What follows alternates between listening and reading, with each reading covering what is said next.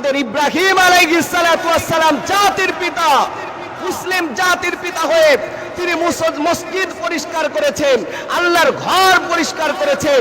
এমনও কত মুসলমান আছে মসজিদে এসে যদি কোনো ধরনের ময়লা দেখে, আবার কোনো মানুষ তো দেখা যায় টাইলসের মধ্যে আঙ্গুল টান দিয়ে ময়লা আছে কিনা এটা চেক করে মুয়াজ্জিন সাহেব, খাদেম সাহেবদের উপরে ঝাড়ি দেয়, এমন লোক আছে না নাই?